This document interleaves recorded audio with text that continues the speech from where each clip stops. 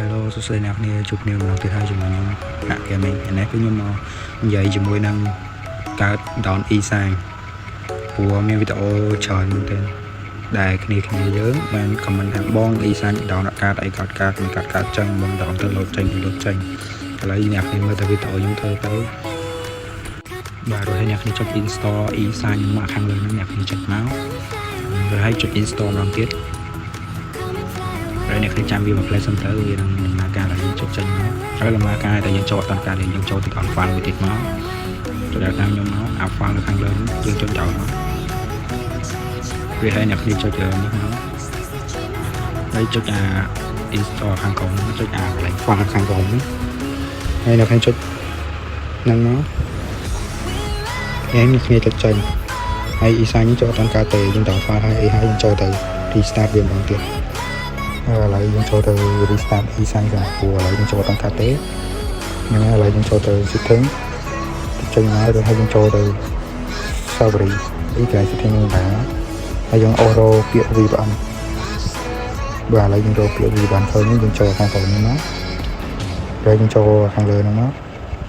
ហើយឥឡូវយើងសូមកាត់វីដេអូសិននេះចូលកន្លែងក្រហមហ្នឹងឥឡូវខ្ញុំ restart ហើយអស់ហើយយើងចុចចេញសិនយើងចុចចេញមកហើយយើងចូលទៅកាន់កន្លែង E-Sign ចូលទៅកាន់កន្លែង E-Sign ចុច OK ចុចខាងលើហ្នឹងមកខាងក្រោមឡើយបានហើយអ្នកគ្នាត្រូវចូលមក setting សិនហើយចុចនៅទី2ហ្នឹងមកហើយអ្នកគ្នាឃើញ good ហ្នឹងមានន័យថាធ្វើបានហើយហើយអ្នកគ្នាចុចខាងក្រោមហើយយើងចូលទៅដល់ file ទៅដល់ file ហ្នឹងមិនមក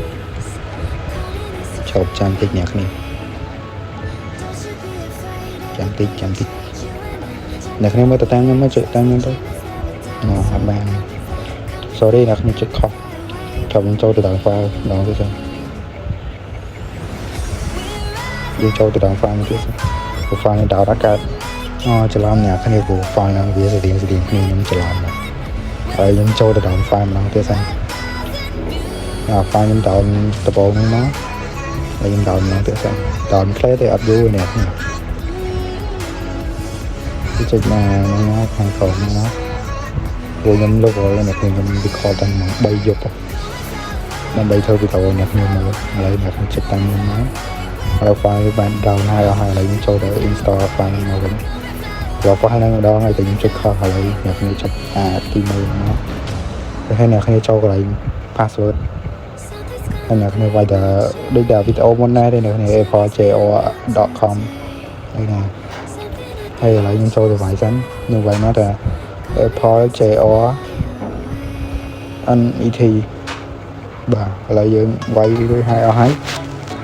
យើងចុចកន្លែង OK ហ្នឹងមកយើងចុចកន្លែងហ្នឹងហើយយើងត្រូវចុចម្ដងទៀតចុចទីសាកម្ដងទៀតឲ្យវាដំណើរការលឿនដល់លឿនអីលឿនហើយអ្នកខ្ញុំចុចចេញមកហ្នឹងហើយអ្នកខ្ញុំចូលកន្លែង setting មកទៅមើលកន្លែងដែរវាចេញ good អត់អូខេឥឡូវចេញ good ហើ